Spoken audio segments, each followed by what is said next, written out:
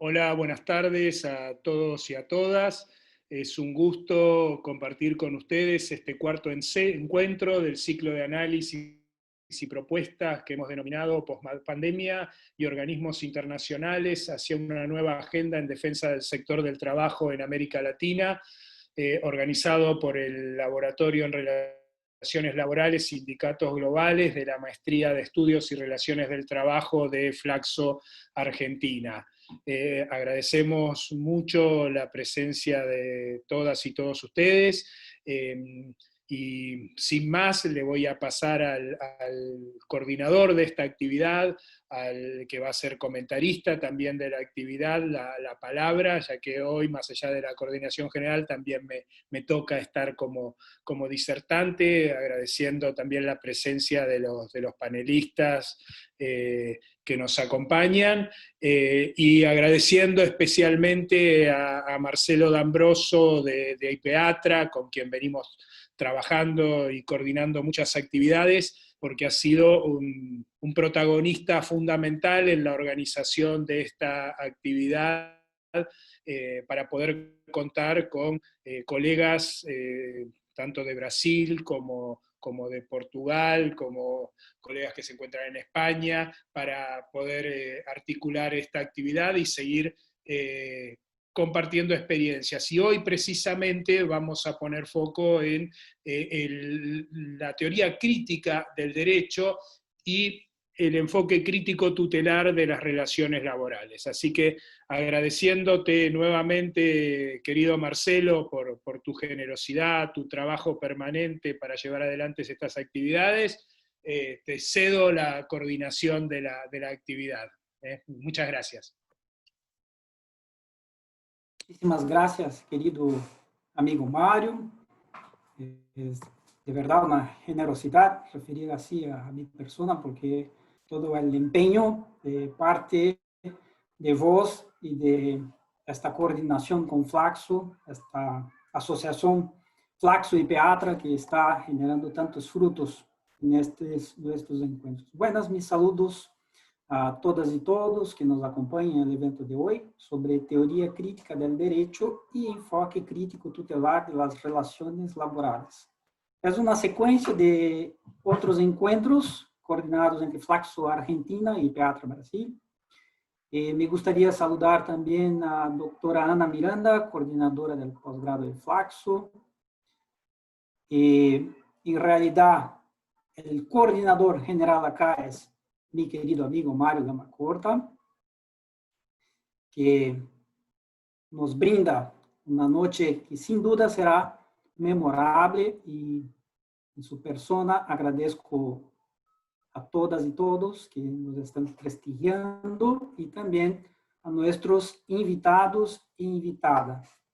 Es para mí verdaderamente un gran honor moderar este panel con personas tan queridas, tan amigas y con tanto conocimiento para compartir.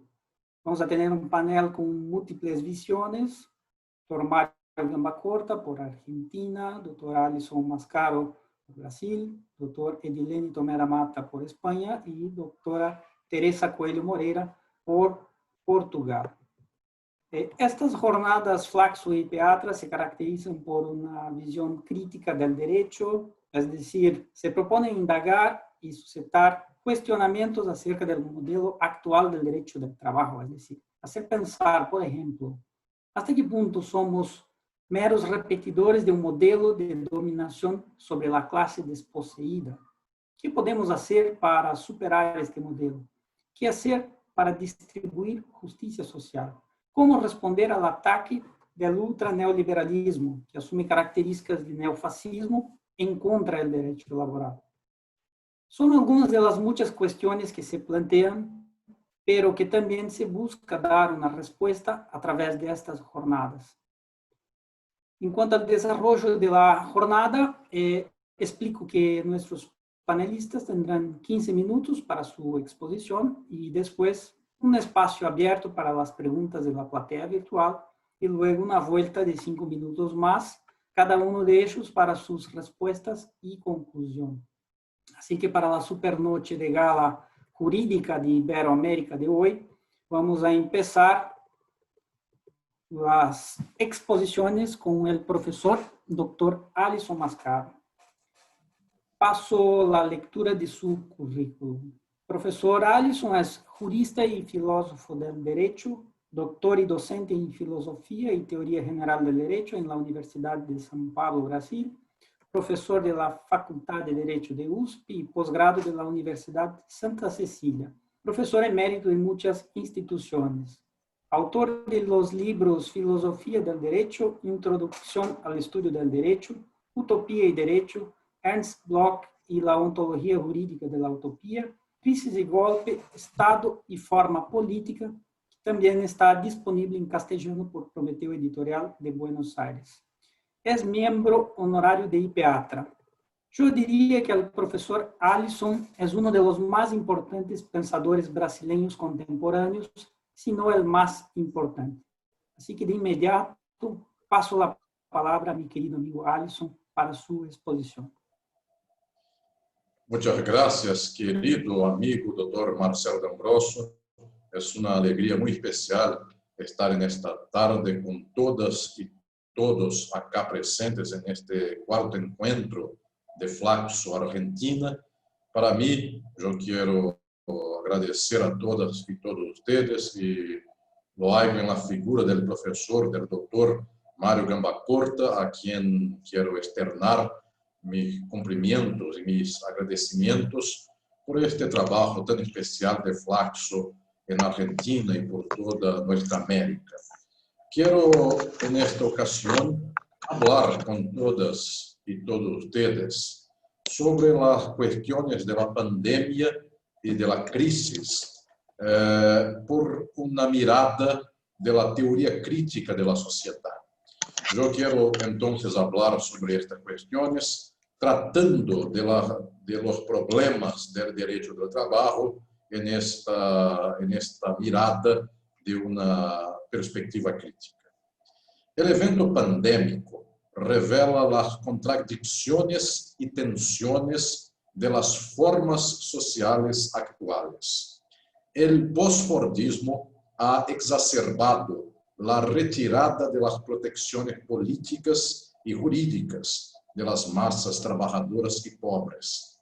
En Brasil, yo voy a hablar también y en especial de Brasil, en los años que se siguieron al golpe de 16, el SUS, el Sistema Único de Salud de Brasil, fue reiteradamente desfigurado legalmente con una serie de dimensiones normativas, como la imposición de un tope de gasto constitucional que impidió su sustento económico y, aún así, con un privilegio cada vez mayor a la salud privada. La pandemia de coronavirus encuentra un marco institucional operando en la dirección opuesta a la de proteger la salud pública.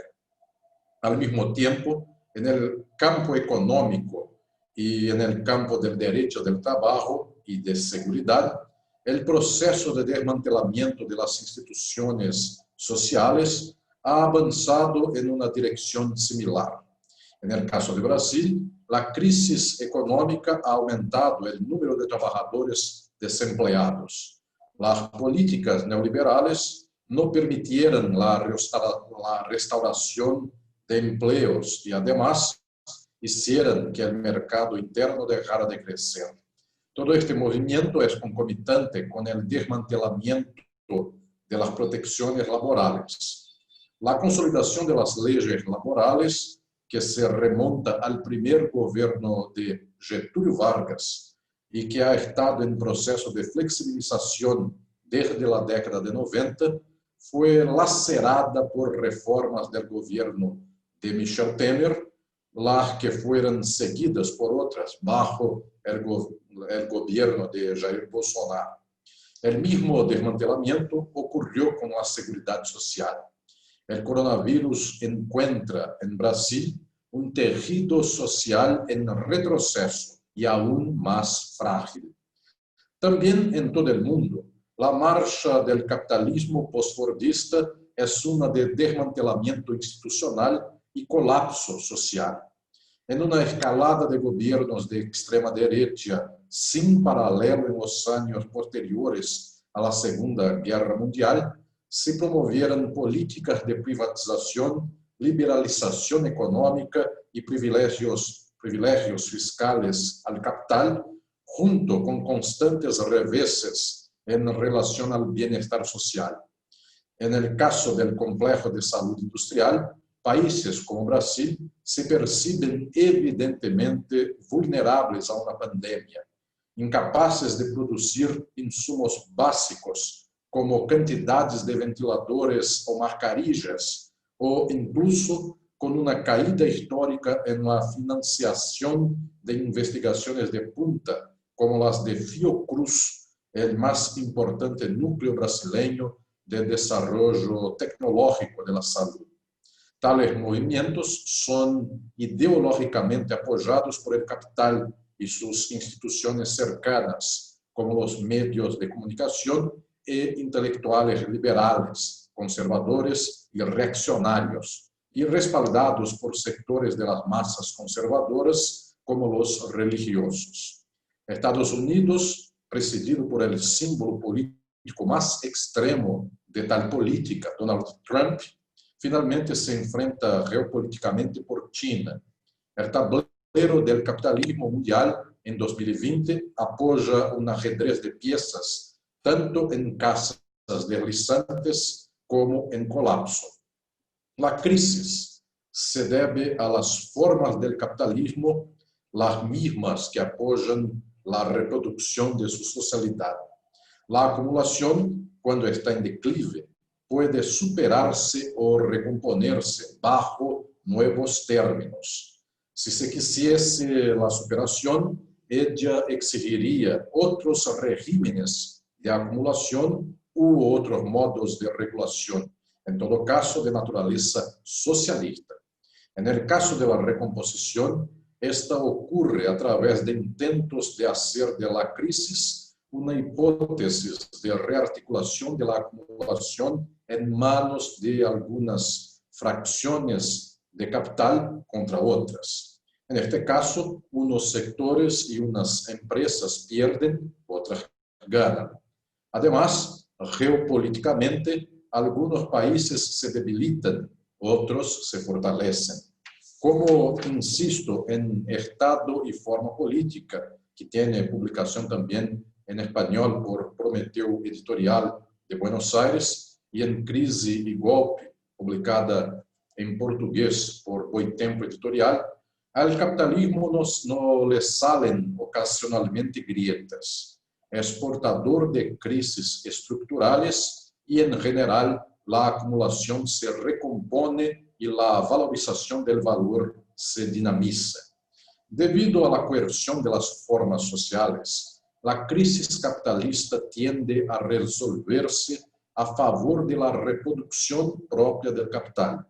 El neoliberalismo, por lo tanto, tiende a fortalecerse en un momento post-pandemia. La experiencia de la crisis de 2008 sirve de ejemplo. Cuando el neoliberalismo se vio ampliamente afectado a través de una política de choque, se impuso aún más decisivamente en las sociedades del mundo. Voy ahora a hablar un poco sobre la pandemia y las posibilidades políticas y legales de nuestro tiempo.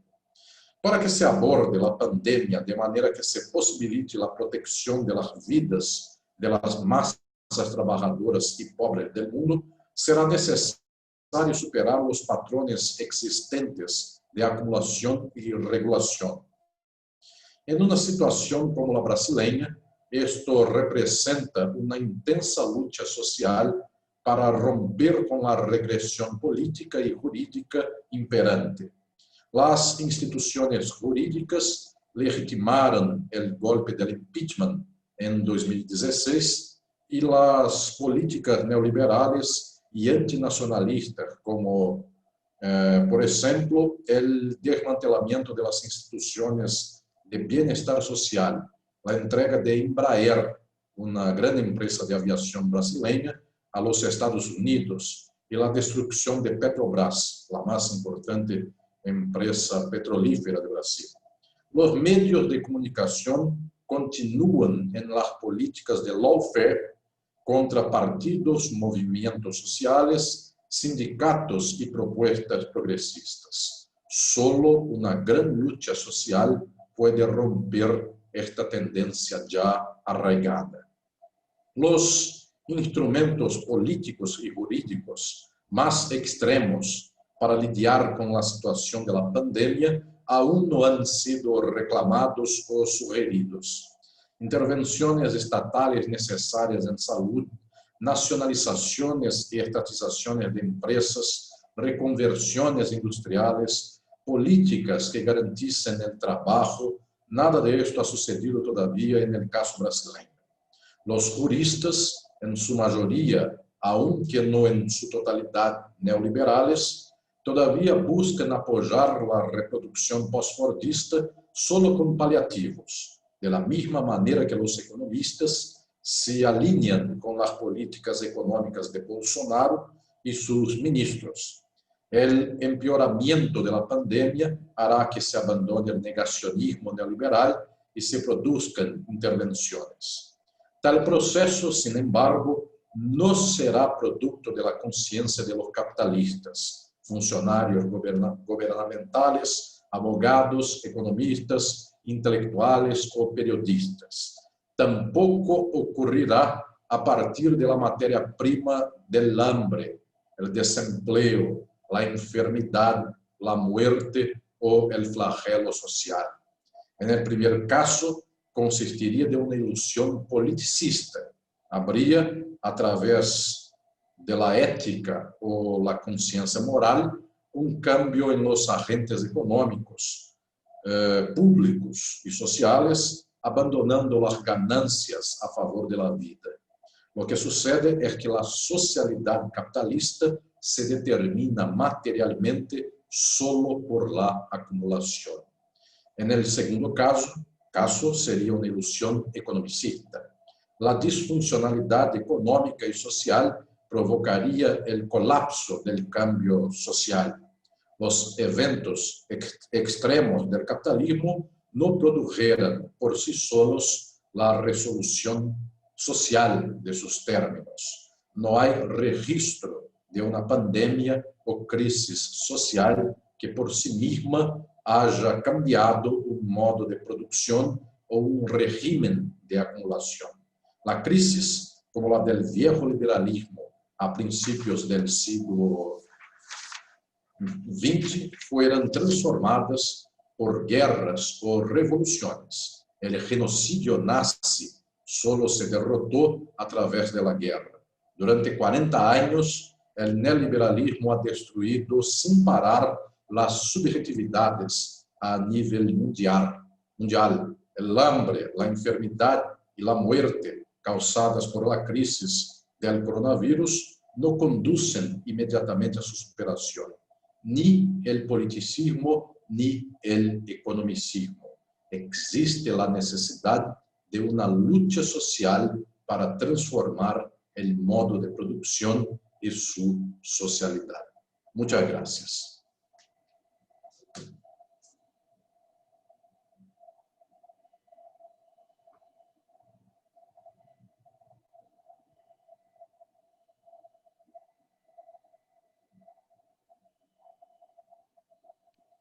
Marcelo. Y muchas gracias, querido Alisson. Siempre brillante en sus charlas. Es siempre un gusto escucharlo, compartir sus conocimientos que siempre nos aportan luz, como también esperanza en cambios para un mundo mejor si cada uno de nosotros y nosotras hace su pequeña parte, y una pequeña parte es efectivamente reflexionar sobre lo que está sucediendo en el mundo. Me gustaría señalar algunos tópicos de tu charla sobre lo que está pasando en este postfordismo, con la retirada de las protecciones jurídicas y sociales, tejido social en retroceso, este desmantelamiento social y colapso social bien referido por los a través de políticas de privatización y privilegios al capital. Aquí en Brasil, muy bien dichos los ejemplos de Petrobras y Embraer. Una, un ataque a un recurso natural esencial, y otra, a algo de tecnología que nosotros en el sur logramos desarrollar, ¿no? Es un ataque que viene coordinado con subjetivación, con las ideologías del microemprendedor individual, del trabajador y trabajadora autónoma, la religión, mediante el avance de las iglesias neopentecostales, incluso en la política, lamentablemente en nuestro parlamento brasileño. También con las políticas de shock referidas por vos, querido Alisson, ambientales, ¿no?, que están provocando desastres ambientales en Brasil, sociales, con rebaja de derechos sociales, sobre todo laborales y de seguridad social, al revés de en este momento pandémico se alcanzar una mejor protección a las personas. Y más allá de eso, es un ataque que viene muy bien estructurado y coordinado con lawfare, referido también por vos, contrapartidos, movimientos sociales, y de todo eso me parece que estamos retrocediendo muchísimo. En pensamiento al siglo XVIII, y en doctrina y jurisprudencia, y de ahí la importancia de hacernos este evento, a un positivismo estricto, pós-revolución francesa, todo en nombre de una seguridad jurídica del capital, pero jamás de la clase trabajadora, al punto de la reforma de 2017 en Brasil, tener positivado en nuestra consolidación de las leyes laborales una limitación a lo que puede o no interpretar la justicia laboral. Y por ahí vamos. Entonces, tenemos esta necesidad de parar un poquito y hacer unas reflexiones para contraponernos este modelo degradante que viene de este neoliberalismo en este momento. Bueno, con eso presento el profesor Dr. Edilene Tomé da Mata, docente en el área de Filosofía del Derecho en la Universidad Pablo de Olavide, España. Es doctora en Derechos Humanos y Desarrollo en la misma universidad. También coordinador y docente del Máster en Derechos Humanos, Interculturalidad y Desarrollo, consultor internacional en políticas migratorias. Profesor Edilene fue mi director de tesis en la maestría en Derechos Humanos, también en la Universidad Pablo de Olavide, y ha dado muchísimos cursos en Brasil, especialmente en la Escuela Judicial aquí de Porto Alegre, del Tribunal Laboral, y FEMARX, que es la Escuela de Magistratura Laboral. Es también investigador y autor de diversos libros y artículos, también miembro honorario de PEATRA. Edilene es otro gran amigo y luchador por los derechos humanos. Mi querido amigo Edi, tenés la palabra. Muchísimas gracias, Marcelo, muchísimas gracias. Gracias por la invitación, gracias por la presentación, y me gustaría aprovechar este espacio para poder agradecer, digamos, reiterar mis agradecimientos a Marcelo, agradecer a Flaxo Argentina por organizar ese evento junto con IPEATRA y expresar mi alegría por compartir espacio de charla con Mario, Alisson y Teresa, ¿no? Un espacio, digamos, creemos, de reflexión sobre cuestiones, digamos, críticas que están viviendo nuestro planeta Tierra y los contextos, digamos, subalternizados en la sociedad en general, ¿no? Voy a compartir con ustedes algunos puntos de vista que tienen que ver, digamos, con la justicia y los márgenes, experiencias de lucha en el ámbito laboral en tiempos del COVID, ¿no? El COVID-19. Yo empezaré planteando, digamos, una hipótesis, una pregunta, que es la siguiente. ¿Es justicia lo establecido en las normas o lo predominante en el sentido común en una sociedad determinada, digamos Argentina, España, Portugal, Brasil, incluso Santo Tomé y Príncipe, mi país de origen, ¿no? La cuestión es que trataría de no responder a la pregunta, sino plantear algunas reflexiones en torno a esa hipótesis.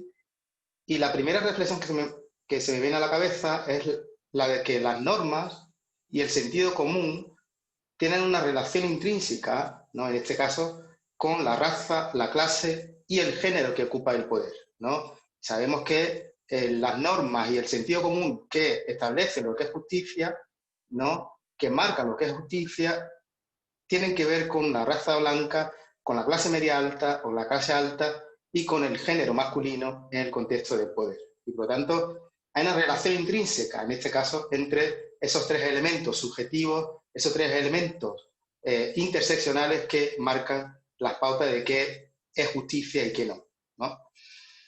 Lo mismo, la segunda reflexión que se me viene a la cabeza o en mente, con base en esa hipótesis planteada, tiene que ver con la intervención, ¿no? De la norma en los contextos raciales, en los contextos social y de género que no están en el poder, que no ocupan el poder. Esa intervención, ¿no?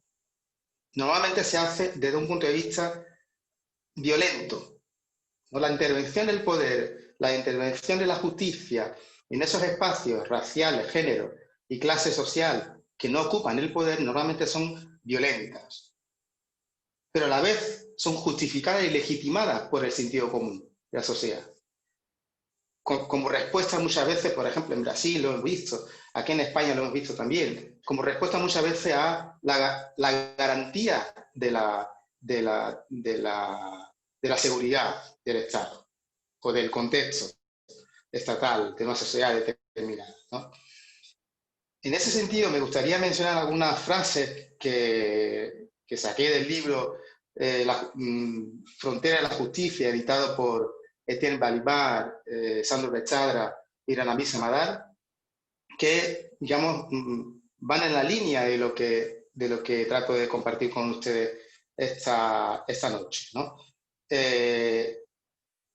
Dice lo siguiente: la justicia es cuando se tiene en cuenta lo que ocurre en los márgenes. O sea, en la línea de lo que estamos comentando antes, la justicia, en tanto justicia, debe ser entendida, debe ser comprendida en cómo ella actúa en los márgenes. Y por lo tanto, es importante entender en ese sentido o percibir los procesos de lucha que marcan la demanda o claman por la justicia en un entorno determinado. No solo, digamos, el funcionamiento, digamos, común, el funcionamiento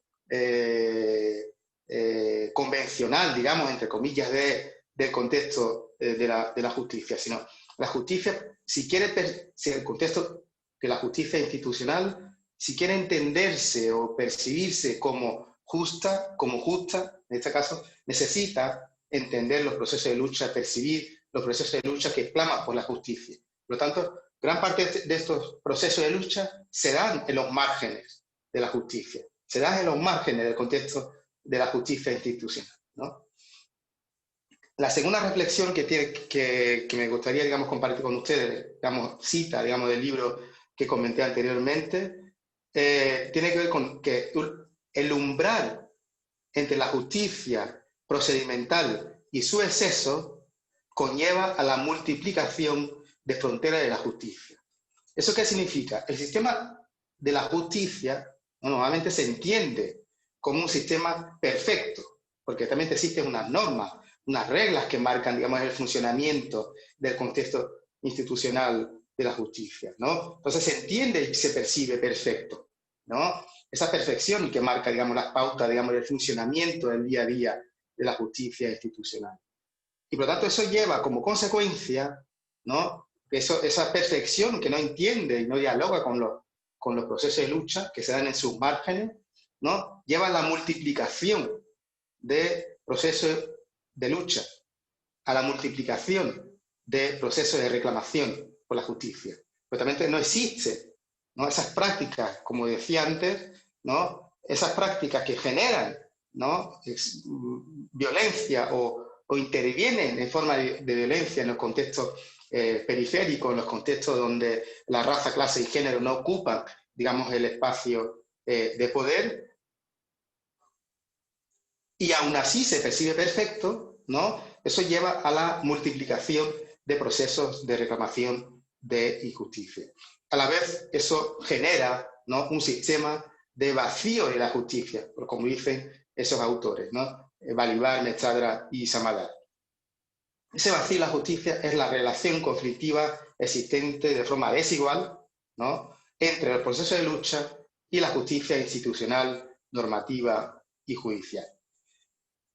Termino compartiendo con ustedes 3 casos en la línea de lo que vengo presentando, que tienen que ver con esas luchas, esos procesos de lucha que se dan en los márgenes reclamando justicia, ¿no?, sobre todo relacionado con el COVID.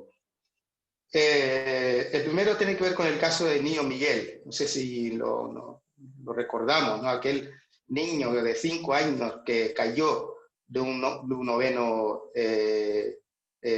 piso en Recife, en Brasil, ¿no? Su caso está relacionado con una madre, ¿no?, que nos demuestra la situación de cadena de cuidado, ¿no? Ese contexto de cadena de cuidado que conocemos hoy día, que hace con que el cuidado de los niños y niñas periferizados y periferizadas por parte de sus madres, incluso algunos de sus padres, que también están ausentes, se ve, digamos, relegada o ausente debido a que sus madres, ¿no?, trabajan en casa de personas, digamos, de una raza determinada, de una clase determinada, de un género determinado, ¿no?, y en contextos, digamos, más enriquecidos, ¿no? Y ese cuidado, como vimos en el caso de Niño Miguel, pues ha demostrado, digamos, una falta de cuidado, una falta de atención, incluso por parte de la mujer para la que su madre trabajaba, ¿no? Y acabó subiendo a un 9º piso y se tiró porque buscaba, digamos, la atención le buscaba a su madre, ¿no? Entonces, una situación que nos demuestra las consecuencias, digamos, de un contexto del COVID, el que se plantea y se reclama que todos debemos quedar en casa o quedarnos en casa, ¿no? Y en este caso, pues frente a una circunstancia determinada, la madre del niño Miguel no pudo quedarse en casa, él tampoco pudo quedarse en casa, no había condiciones para ello, y eso ha llevado, digamos, a la muerte de un niño de 5 años. El segundo caso tiene que ver con la primera víctima, si no me equivoco, del COVID en Brasil, que tiene, digamos, 3 características subjetivas que marcan las pautas de esa interseccionalidad que nos reclama Kimberley, ¿no? La primera víctima tiene una raza, ¿no?, negra, tiene una clase social empobrecida y tiene un género determinado, mujer. Y a la vez también, pues, una situación, digamos, de una mujer empobrecida que trabajaba de empleada doméstica en la casa de una familia en Río, que se contagió, digamos, del COVID en Europa. Eso conllevó, digamos, a una situación, digamos, que frente a la ausencia del sistema sanitario, como comentaba Alison antes, ¿no?, ha conllevado, digamos, a que, pues, esa mujer falleciera, ¿no? Y un tercer caso, digamos, que cruzando, digamos, el charco, cruzando, digamos, el océano hacia aquí, hacia España, tiene que ver con los temporeros negroafricanos, no solo negroafricanos, pero en este caso me gustaría, digamos, centrarme en los negroafricanos, digamos, en el campo en España, ¿no? Esos temporeros que son a la vez motores de funcionamiento sistémico a nivel de la economía en España. Son los que durante el COVID, ¿no?, con el propósito de hacer funcionar un sistema económico, digamos, muy importante para el contexto español y europeo, ¿no?, como digamos, la recogida de fruta a nivel territorial español en general, ¿no?, que a la vez, pues, es exportada y genera un gran ingreso económico para las arcas del Estado, ¿no? eso, digamos, ha conllevado, digamos, a una situación de límite en los derechos laborales de esa población, precariedad en los derechos laborales, precariedad en la situación, digamos, de la vivienda, y a la vez, pues, seguimos diciendo, pues, que es un grupo de población que durante el COVID no ha podido cumplir con las medidas comunes que se nos ha planteado a casi todas y todos, ¿no? Y hay una campaña hoy día que se llama Regularización Ya, ¿no?, a nivel español, que plantea, digamos, una toma de medidas por parte de las entidades gubernamentales frente a esa población temporera en los campos en España. Por lo tanto, la cuestión es, todo este proceso de lucha que hemos comentado, ¿no?, algunos, que los hay muchos más, ¿no?, pero todos estos procesos de lucha que claman por la justicia, ¿acaso se les escucha? ¿Se nos escucha por parte del contexto, digamos, institucional, judicial de la justicia? Me gustaría, pues, terminar agradeciendo una vez más la invitación y abrir espacio, digamos, para algunas reflexiones. Gracias.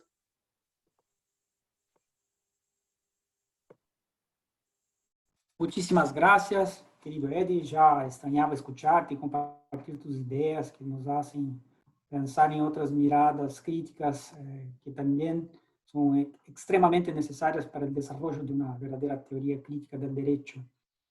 Y junto los destaques de tu charla, el poder ocupado de forma patriarcal, esta intervención de la norma en contexto racial y de género, de forma violenta, y muchas veces no nos damos cuenta de que la norma está dibujada de una forma excluyente, y así también acaba funcionando la justicia de forma excluyente, y los procesos de luchas sociales son muchísimas veces ignorados por la justicia.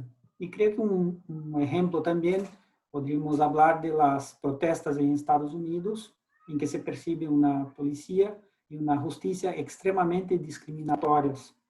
Y tal vez a partir de estas protestas se pueda buscar un cambio en un país que proclama ser democrático, pero viola derechos humanos de forma usual, ¿no? Es decir, el discurso es uno para los otros países, pero dentro del propio país hay una violación de costumbre a los derechos humanos y de forma discriminatoria.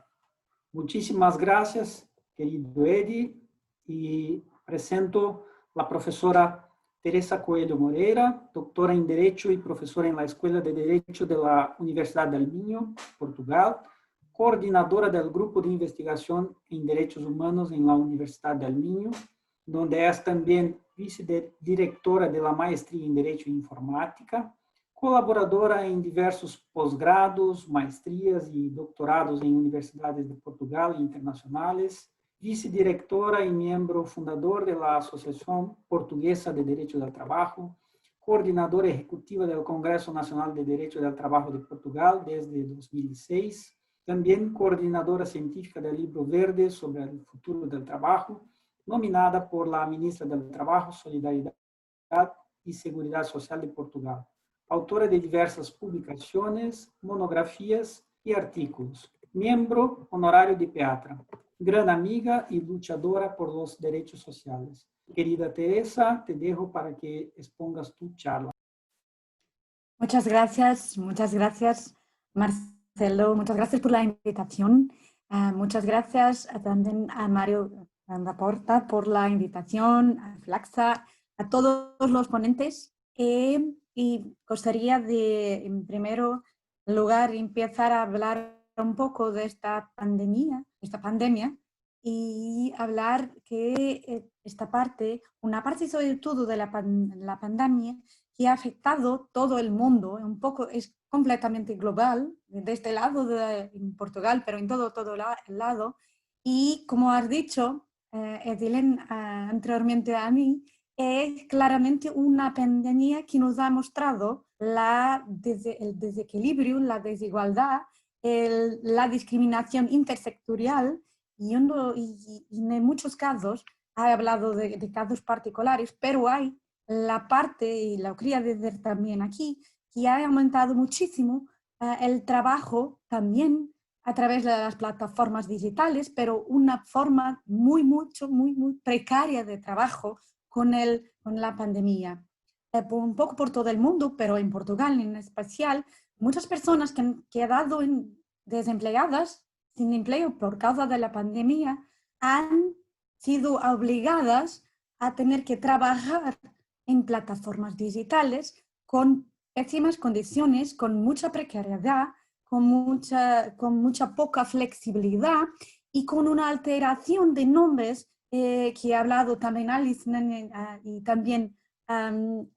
también Marcelo, con una alteración de nombres de que ahora no hay trabajadores en muchas situaciones, hay colaboradores, hay emprendedores, todos nosotros somos emprendedores y tenemos que tener en atención y que las cosas son porque son y no es una alteración de nombres que va a alterar la realidad. Y esto en muchas situaciones son verdaderos contratos de trabajo, pero con condiciones muy precarias que no respetan el tiempo del trabajo, no respetan los derechos sindicales, los derechos colectivos, tienen respeto sobre el principio de la igualdad, de la discriminación, la prohibición de la discriminación y también con un poder de control muy grande, casi diría permanente en relación a los trabajadores. Y esta pandemia nos ha mostrado mucho esta realidad que ya hablábamos antes, pero ahora con mucha más crueldad, lo diría. Y tenemos muchas situaciones de personas casi que se me permiten un poco de esclavatura digital y esclavatura mismo sin respeto sobre las condiciones mínimas para un trabajo decente. Y por eso, recordando un poco la primera ponencia hablada por el profesor Alison, es verdad que ahora nosotros estamos en pleno siglo XXI, en 2020, pero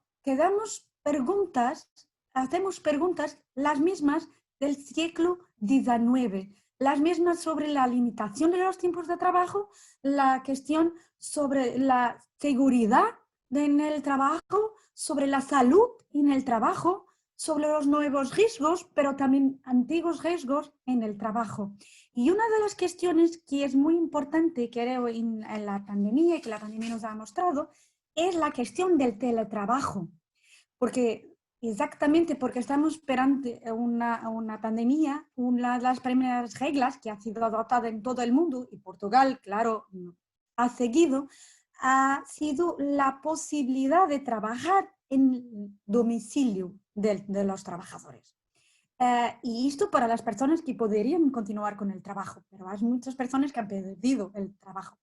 Además, para las personas que han continuado a trabajar, han empezado a trabajar en sus domicilios, en el trabajo, y este cambio ha sido de un día para el otro. Un día para el otro los trabajadores y las trabajadoras empezaron a trabajar en sus casas, en sus domicilios, y esto también es una cuestión muy importante, ha sido la cuestión de cómo la relación del teletrabajo con el control del tiempo, con el control de la jornada del trabajo, pero también con la protección, los datos personales y la privacidad de los trabajadores que ahora tendrán que empezar a trabajar en el domicilio, en su vida más personal, en su local más personal, y han quedado muchas preguntas sobre esta cuestión del teletrabajo.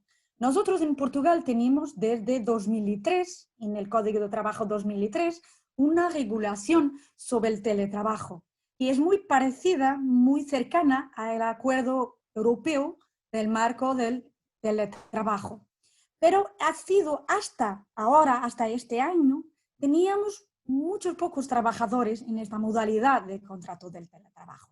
Pero ahora, con la pandemia, el trabajo ha venido para quedarse. Y por eso es necesario crear o pensar nuevas reglas o alteración de algunas reglas sobre esta cuestión. Y una de estas es exactamente la posibilidad, diría, muy grande de control por parte del empresario. Y es importante saber que hay límites a esta posibilidad de control muy grande del parte del empresario.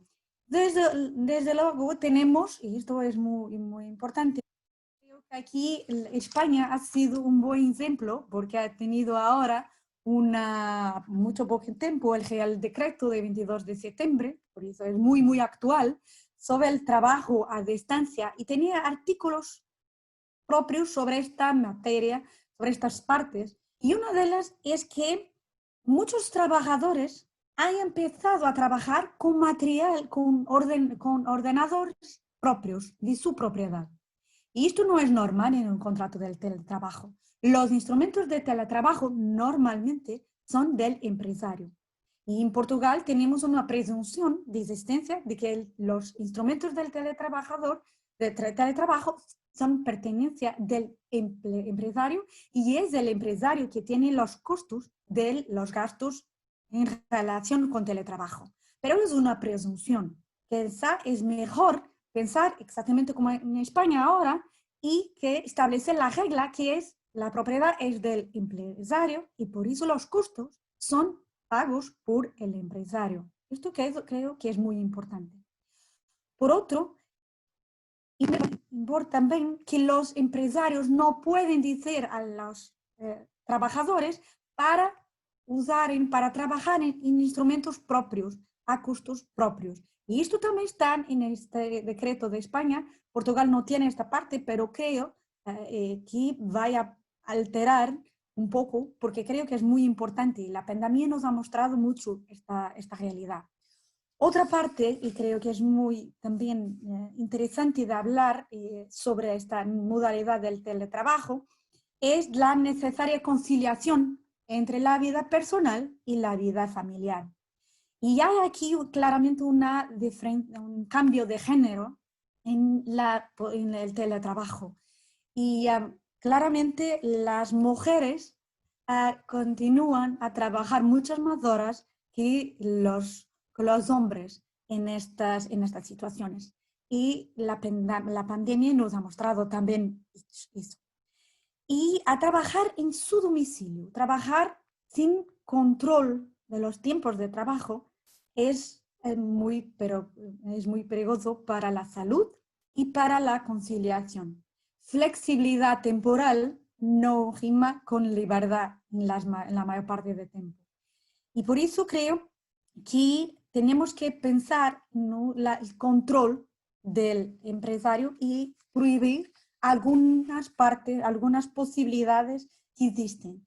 Y Portugal ha prohibido la posibilidad del empresario instalar en los ordenadores, mismo profesionales, mismo propiedad del empresario, programas que siguen continuamente todo lo que el trabajador hace, que sigue todos los pasos, todas las teclas que pulsa en el ordenador, que escribe, es prohibido. Y es prohibido por el Código del Trabajo, pero también por el Reglamento General de Protección de Datos Personales. ¿Y por qué? Porque no respecta los tres principios fundamentales. El principio de la finalidad, el principio de la proporcionalidad y el principio de la transparencia. En Portugal es totalmente vedado al empresario formas de control que no son transparentes. El trabajador tiene derecho de saber cómo, cuándo y de qué forma el control es hecho y mucho más cuando es hecho en el domicilio del trabajador. Y por eso todas las formas de control ocultos son vedadas y prohibidas. Pero mismo, si el trabajador sabe que está a ser controlado, ni todo es posible. Ni todo que es tecnológicamente posible es jurídicamente admisible, lo diría. Y por eso no es posible la videovigilancia, la geolocalización y la radiofrecuencia. Es posible instalar en el ordenador algunos programas, pero que tienen que respetar el principio de la proporcionalidad y también solo sirven para controlar una parte del trabajo, pero no constantemente. Es prohibido, y que es decir, a los trabajadores que tienen su cámara siempre conectada. Es prohibido también instalar estos programas y saber todo lo que va a hacer. Y tirar screenshots, las fotos de la pantalla, porque tenemos que ver que es el de domicilio del trabajador. Y tiene conocimiento con estos screenshots de la pantalla del ordenador, no solo de la vida del trabajador, pero de todas las personas del domicilio del trabajador. Incluso los niños que tienen una protección acrecida dentro del principio de protección de datos personales. Por eso también es otra parte que tenemos que ver en atención cuando hablamos del control en el teletrabajo. También otra parte que tenemos que hacer y limitar el tiempo de trabajo. Y es posible controlar el tiempo de trabajo. Y diría es obligatorio en Portugal por el Código de Trabajo, pero también para los otros ordenamientos jurídicos de la Unión Europea, porque hay una sentencia del Tribunal de Justicia de la Unión Europea a exigir a los empresarios que controlen el tiempo de trabajo. Exactamente para permitir la desconexión digital que tanto se habla, pero que poco se practica. Y el teletrabajo no puede ser una forma de trabajar sin límites. Hay límites y no podemos olvidar el principio de que tenemos una persona, no tenemos trabajo, tenemos personas que trabajan. Y el artículo 1 de la Declaración de Filadelfia, el trabajo no es una mercancía. Y es muy importante en el teletrabajo.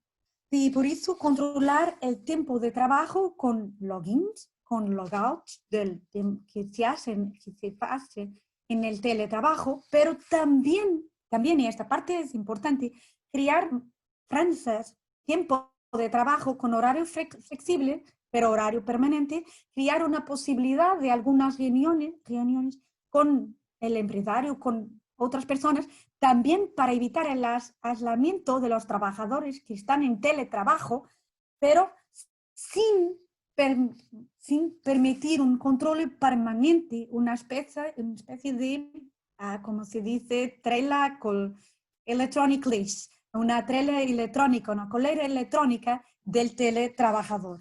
Y creo que estos principios son muy importantes para controlar la enorme posibilidad que el empresario tiene durante la posibilidad en este teletrabajo o trabajo a distancia, que es una parte del teletrabajo. Claro que el empresario tiene el poder de control, es obligatorio el poder de control, pero sin violar los principios de privacidad y protección de datos personales. Y Portugal tiene un artículo en el Código del Trabajo, y es el artículo 170, sobre la privacidad del teletrabajador cuando el teletrabajo es en el domicilio, y es exactamente lo que tenemos ahora y que vamos a tener por mucho más tiempo, lo creo, con la pandemia. Y que es el artículo que dice que el empresario puede deslocarse al domicilio del teletrabajador para controlar si tiene condiciones de trabajo, si están con condiciones de seguridad y salud en el trabajo, pero tiene que respetar un horario de visita y tiene que ser la visita solamente a la parte que es el local en que el teletrabajador trabaja y no a todo el domicilio. Y por eso creo que tenemos que lembrar y recordar que es posible controlar en el teletrabajo, pero sin violar estos principios. Y diría, para terminar, que ahora en 2021, en 2020 y en pleno siglo XXI, muchas de las cuestiones que pensamos cuando hablamos del derecho del trabajo actual, del derecho del trabajo digital, del derecho del trabajo 4.0, del derecho en la era digital, con la pandemia son las mismas. Y que los principios de la OIT, los principios de la fundación de la OIT son los mismos ahora y mismo más actuales que en 1919. 101 años después de la creación de la OIT, el principio que no hay paz duradera sin justicia social creo que tiene más actualidad do que nunca. Estamos en una altura tan disruptiva o más disruptiva que en el inicio del siglo XX. Estamos en una altura que tenemos que pensar el derecho del trabajo, manteniendo los principios fundamentales y recordando siempre y nunca olvidando que los trabajadores son personas con derechos, con deberes, claro, pero con derechos fundamentales y que no es una pandemia, no es una crisis económica y no es una ley que puede olvidar o que colocar de lado estos principios fundamentales, la persona humana y es el trabajador. Muchas gracias.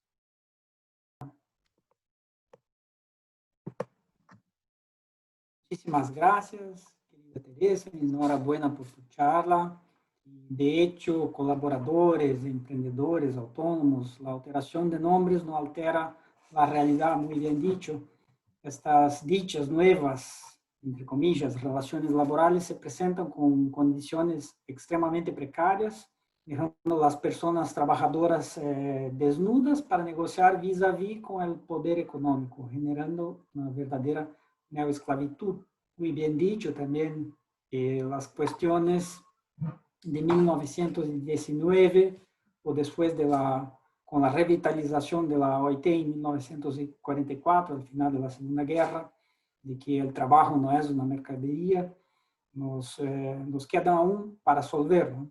Y muchísimas gracias por tus aportes sobre el teletrabajo y sus problemas, y dejando antever que este ataque ultra neoliberal viene también con las nuevas tecnologías, ¿no?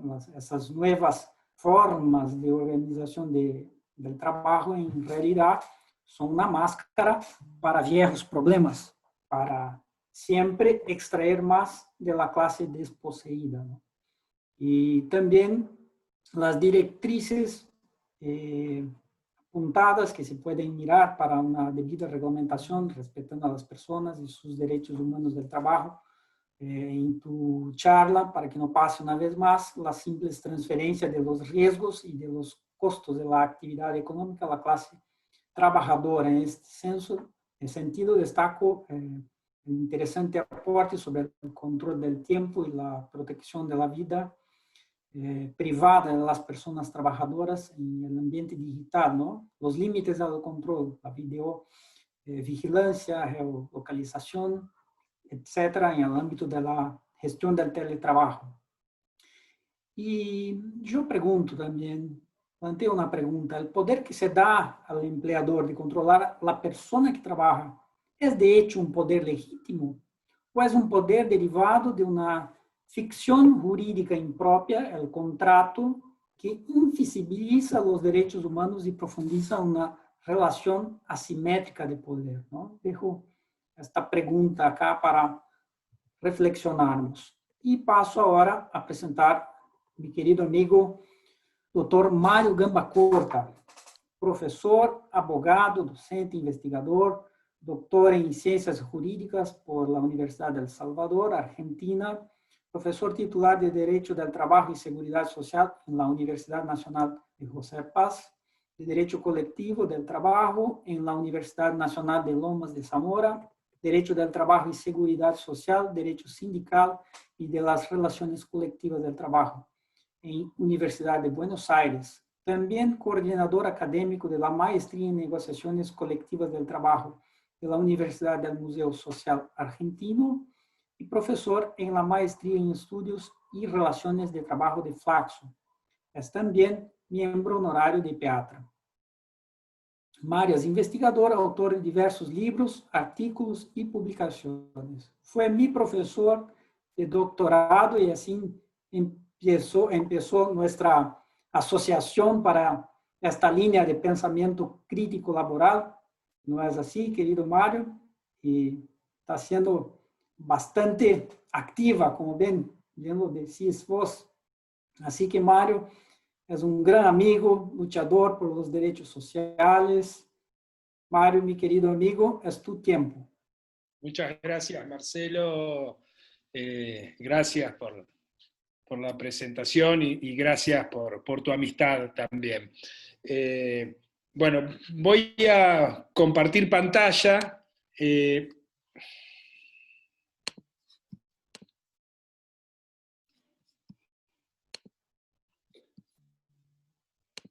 Y precisamente me voy a estar refiriendo, voy a poner foco en uno de los ejes de la actividad de hoy, puntualmente el enfoque crítico tutelar de las relaciones laborales, ¿no? Venimos teniendo un panorama muy profundo, muy interesante, de los colegas y la colega vienen detallando distintos aspectos de la teoría crítica del derecho, aspectos vinculados con las problemáticas y por qué una teoría crítica, viendo aspectos laborales, y yo precisamente voy a intentar profundizar en esta temática que he denominado enfoque crítico tutelar de las relaciones laborales, y voy a hacer una síntesis desde ya de los principales ejes que me han impulsado a tratar de articular esta categoría y que venimos trabajando y proyectándola tanto en Argentina como en Brasil, con los valiosos aportes que hace, por ejemplo, Marcelo D'Ambrosio, que está en este momento planteando también enriquecer la teoría desde el trabajo que viene desarrollando en su tesis doctoral sobre el enfoque de derechos humanos, ¿no? Para potenciar también lo que venimos trabajando en esta articulación, y con otro colega argentino, pero radicado hace muchos años en Brasil, que es el doctor Eduardo Val, de la Universidad Federal Fluminense y la Universidad Estácio de Sá. Así que una de las primeras cuestiones que a mí me gusta señalar para hablar del enfoque crítico tutelar de las relaciones laborales es precisamente la necesidad de una contextualización, ¿no? Cuando uno plantea este enfoque, trata de construir categorías, se ve una necesidad de contextualizar. Hoy se ha hablado muy bien sobre la problemática en el marco de la pandemia, y todos estamos reflexionando sobre la pandemia, la pospandemia, y por eso planteo pandemia y más. ¿Por qué? Porque tenemos algunos elementos que creo que son fundamentales tener en cuenta al momento de empezar a construir y desarrollar lo que yo he denominado enfoque crítico tutelar, ¿no? Y primero que nos encontramos en un escenario que caracterizo como hegemonía deslaboralizadora, ¿no? Hay una prevalencia de paradigmas que hoy denominamos neoliberales, yo creo que son liberales, como tratándonos de regresar al siglo XVIII, pero tendríamos que profundizar desde un enfoque crítico la idea de neoliberalismo también, ¿no? Yo suelo decir que el neoliberalismo estamos muchos, pero con el neoliberalismo pasa algo parecido al colonialismo, que también cuando estábamos dentro del sistema colonial éramos parte, pero no éramos la metrópoli, sino la colonia. Con el neocolonialismo también, con el neoliberalismo también tenemos un esquema de, podríamos decir, bien, neocolonialismo que se proyecta sobre las relaciones. También para tratar de llevar adelante un enfoque tenemos que entender este análisis micro, ¿no? Lo que en economía muchas veces se denomina como el enfoque o el análisis marginalista, ¿no? Propio de esta lógica neoliberal de reducir, de un reduccionismo que trata de simplificar todo también para vaciarlo de contenido. Además estamos en un escenario de lo que podríamos denominar como una ofensiva desprotectoria. Algunos ya están hablando ya hace tiempo de que hay una lucha de clases, pero no una lucha de clases de pobres contra ricos, sino una lucha de clases de ricos contra pobres. Es lo que estamos viendo. Y en esto estamos viendo un discurso cada vez más agresivo, más hostil a los sectores más vulnerables. Y toda la temática también se entronca con precisamente empezar a tratar de desmontar, de deconstruir toda esa hegemonía deslaboralizadora. Porque acá lo que tenemos es un problema de transmisión del conocimiento, y me atrevo a agregar, transmisión de información. Creo que uno de los desafíos que tenemos por delante es también cómo vamos a transmitir el conocimiento, pero no estoy refiriéndome exclusivamente a los ámbitos académicos, a los ámbitos universitarios. Creo que es necesario transmitir el conocimiento con canales de información idóneos para llegar sobre todo a los que más necesitan entender la realidad para llevar adelante las luchas y las transformaciones que construyan una sociedad más justa. Me estoy refiriendo prioritariamente a los movimientos sindicales y a los movimientos sociales con las características que estos pueden tener en nuestros diferentes países. Y cuando digo esa hegemonía, digo porque estamos en un escenario de un mero normativismo, donde existen falacias de autoridad, falacias en las argumentaciones, y precisamente cualquier enfoque crítico, por definición, tiene que ser antidogmático y quebrar a la vez las falacias que se presentan como prácticas dominantes en determinados momentos históricos. De eso va haciendo a lo que denomino el enfoque crítico tutelar. Y precisamente como señalaba con anterioridad, lo que postulo en esta construcción teórica de enfoque crítico tutelar es llevar adelante una taxonomía laboral, establecer categorías para renovar, pero como muy bien se señalaba hoy, renovar en un sentido de construcción de un discurso que yo denomino socioeconómico laboral, sin alterar la sustancia de esos principios. Quiero ser muy claro en esto. La construcción de un discurso se hace para configurar la realidad, y precisamente este enfoque crítico tutelar pretende articular un discurso que permita defender y proteger los derechos que hoy están tratando de ser avasallados por la hegemonía deslaboralizadora. Y de esa forma construir una gramática laboralista transdisciplinaria, interdisciplinaria, ¿no? Hay una interdisciplinariedad como pluralismo, y hay un derecho en la relatividad social, ¿no? Creo que es bueno recordar algunas enseñanzas de André Bourguignon en tal sentido. Y doy un mero ejemplo rápidamente con relación a esto, ¿no? Hablamos mucho del futuro del trabajo y en lo personal prefiero hablar del trabajo del futuro, porque no es meramente un juego de palabras. El futuro del trabajo está cargado de eso que tanto nos quieren presentar como ineludible, que es la incertidumbre, y nosotros tenemos que trabajar para las certezas. Ahora trataré de expresar algunos caminos para llevarlo adelante. Y por eso me gusta hablar de trabajo del futuro. O sea, un trabajo que en el futuro puede tener cuestiones de cambios, de transformaciones, pero manteniendo la lógica esencial del trabajo y específicamente del derecho del trabajo. De esto también se trata la idea de un enfoque crítico tutelar.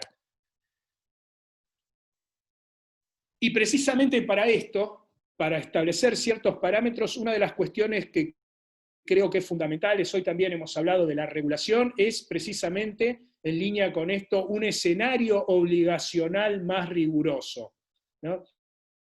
Nosotros, este ciclo de análisis y debate está vinculado también con el funcionamiento y el rol de los organismos internacionales.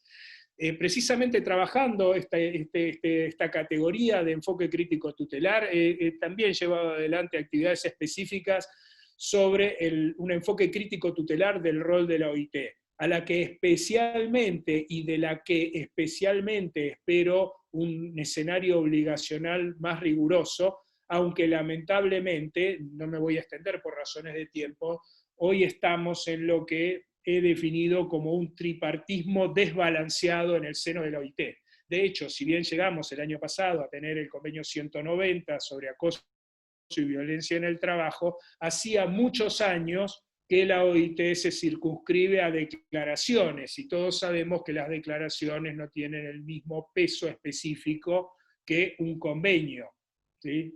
Porque tenemos también que profundizar luego en la temática y las características del soft law.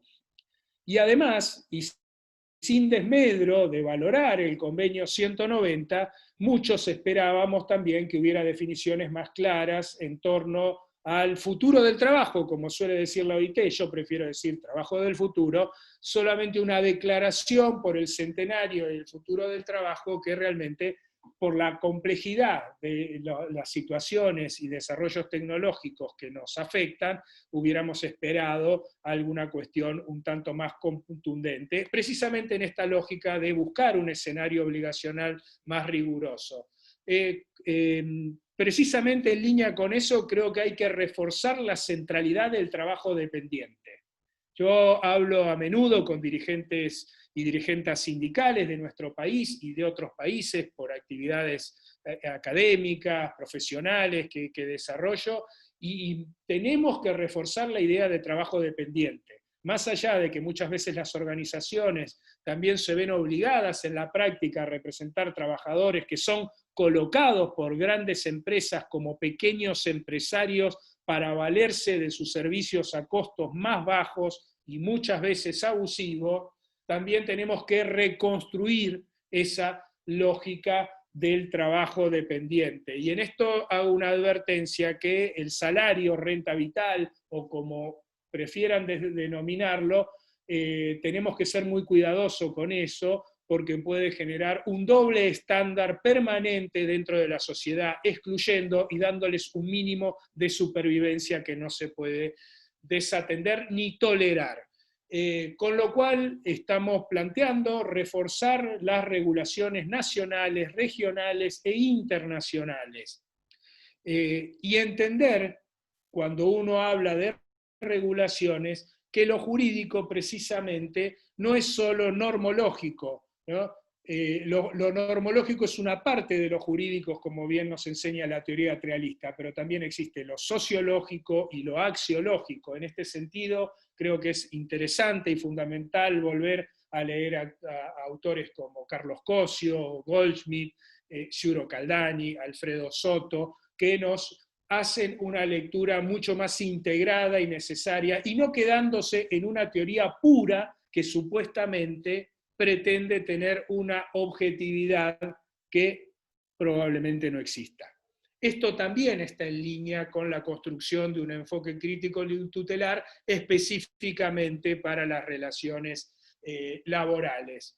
Y creo que en este escenario de enfoque crítico tutelar, porque precisamente la tutela debe venir del Estado, es que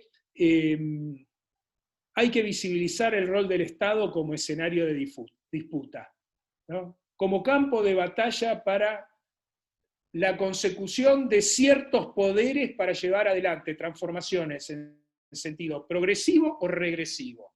Y en ese sentido, ya en otro trabajo de investigación, me permití articular una categoría de intervención estatal tutelar, ¿no? Intervención estatal protectoria, que hay que saber diferenciarla de la injerencia indebida del Estado, pero lo que no podemos desconocer es que los derechos sociales exigen, necesitan la intervención tutelar del Estado. No es como los derechos civiles y políticos que requieren una abstención del Estado para no invadir esferas individuales. Acá estamos hablando de aspectos individuales, pero estamos hablando sobre todo de aspectos colectivos necesarios. Otra cuestión es entender el diálogo social y el conflicto. El diálogo integrado por el conflicto no son dos categorías desvinculadas, está profundamente relacionado, ¿no?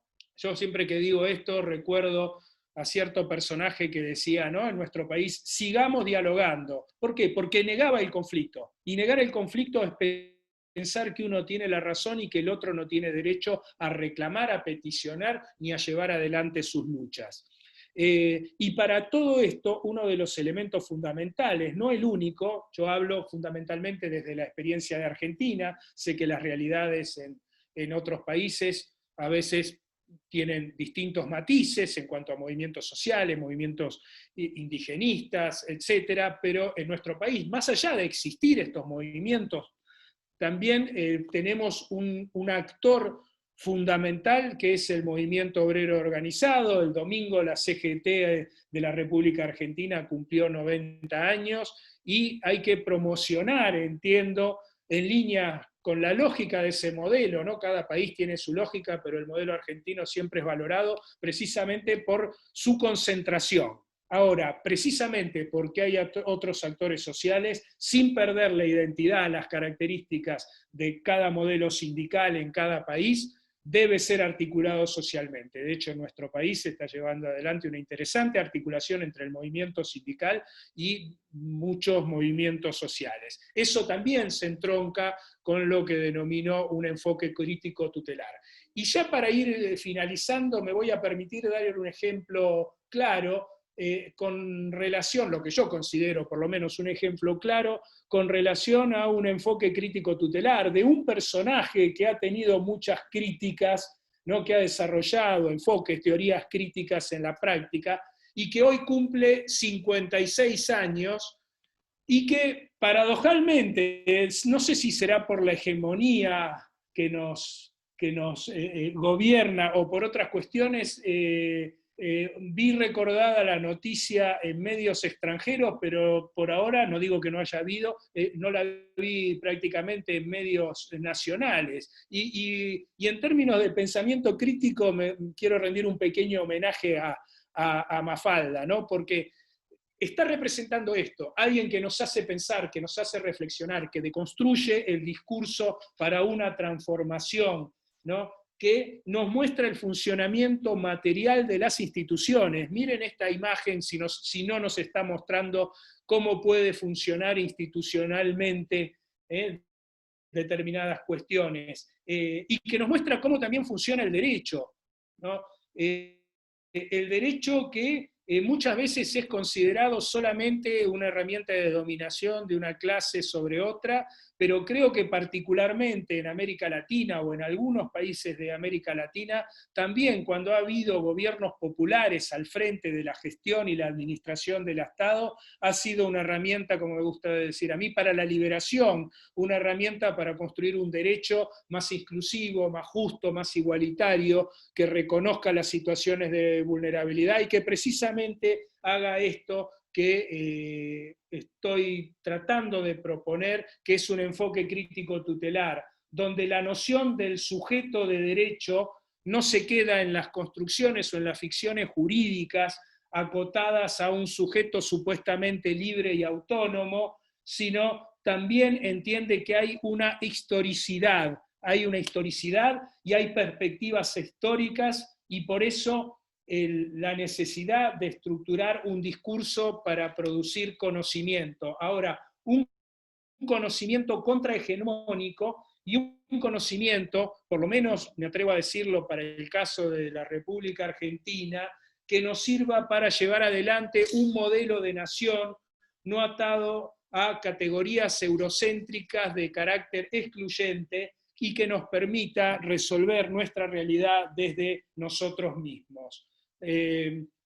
No puedo sino agradecerles y realmente ha sido un gusto poder compartir con tan destacados colegas este panel en este cuarto encuentro de la actividad que llevamos adelante en Flaxo. Así que muchísimas gracias.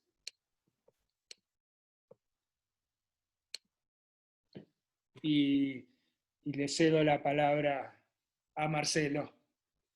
Muchísimas gracias, querido Mário.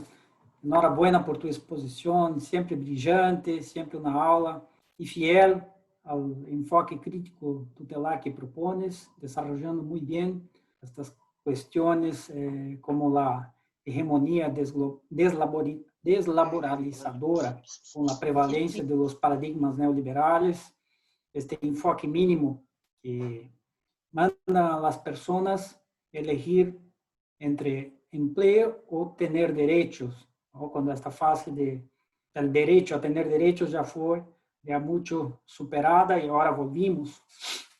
Y importante tu comparación entre neoliberalismo y neocolonialismo, que nos lleva también a un concepto del derecho del trabajo del enemigo, ¿no? La inclusión de la persona trabajadora en la norma laboral para simplemente desprotegerla.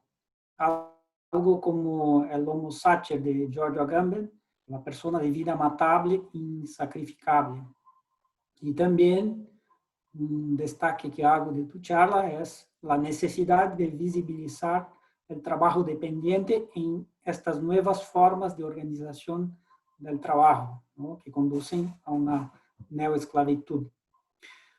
Bueno, así que empezamos la segunda vuelta y observando el orden ya de antes, y voy a poner las cuestiones que fueron puestas en el chat y cada conferencista elige las que quiere destacar, exponer, responder.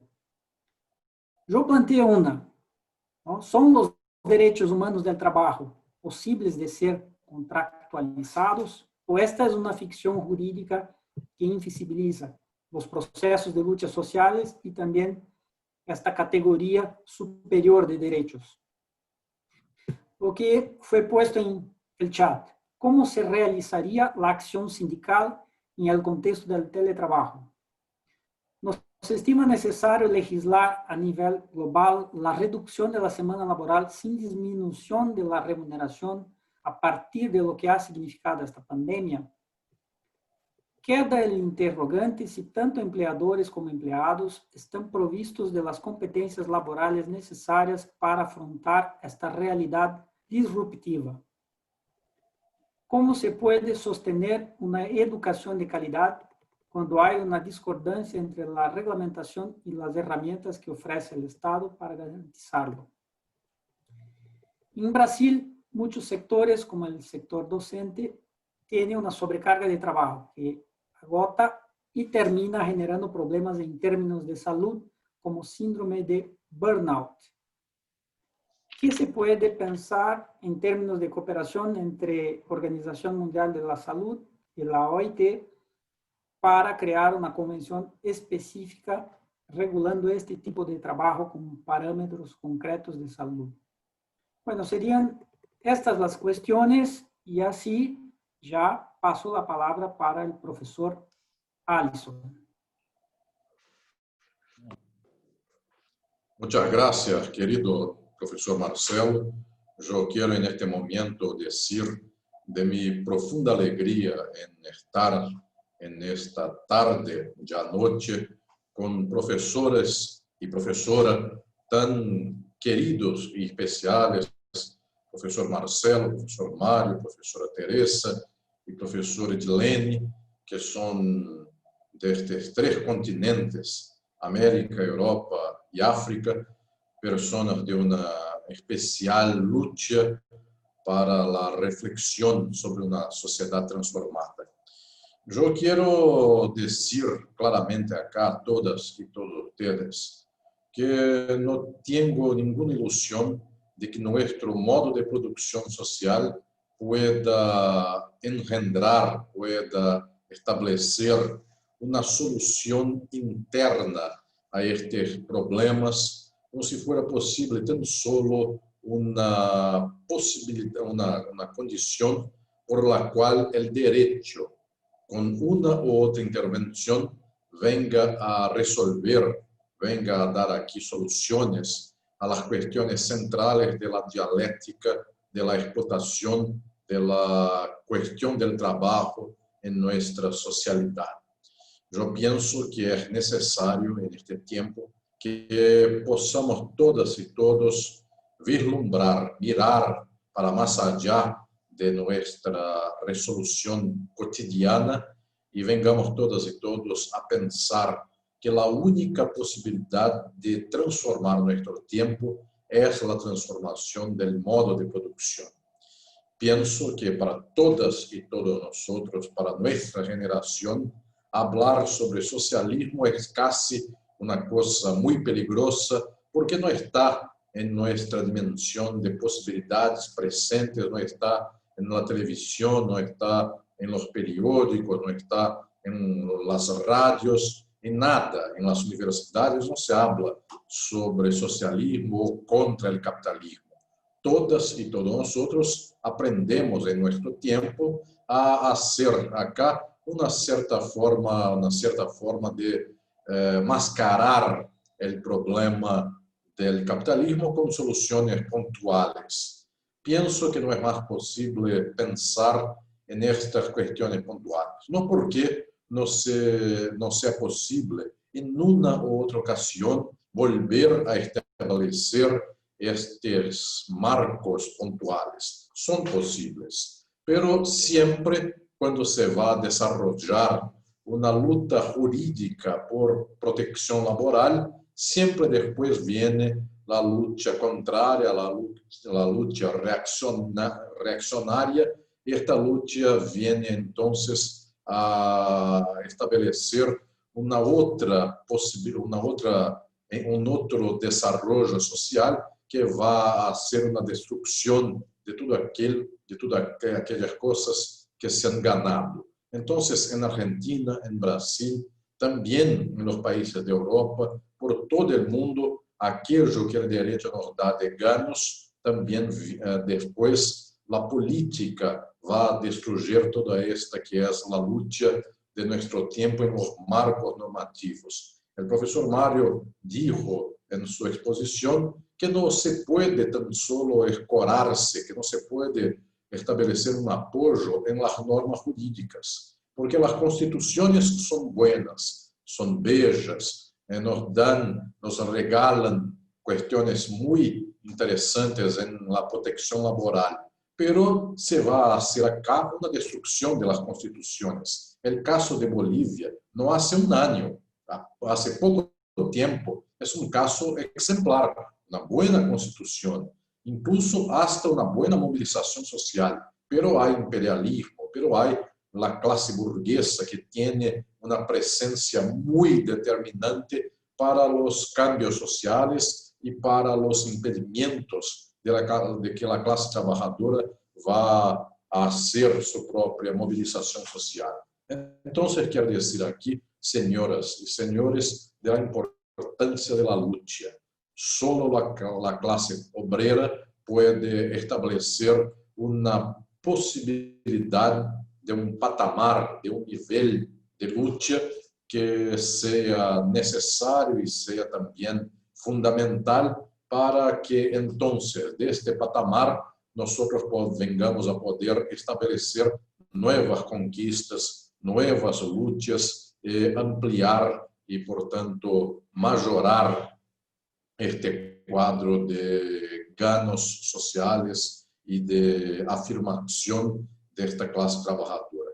Yo quiero decir que no tengamos ilusión, porque son peligrosas las ilusiones, de que el derecho venga a nos dar la protección institucional y solo esto ya bastaría. Pienso que es necesario que haya lucha, que haya entonces un intento de la clase obrera de Argentina, Brasil, de África, Europa, América Latina, por todo el mundo, que la lucha sea nuestro apoyo y sea la mirada para un desarrollo de nuestras esperanzas. Tengo mucha esperanza, pero la esperanza no solo en las instituciones, una esperanza que nuestra gente pueda luchar y con la lucha pueda ampliar nuestro tiempo y nuestra historia. Muchas gracias.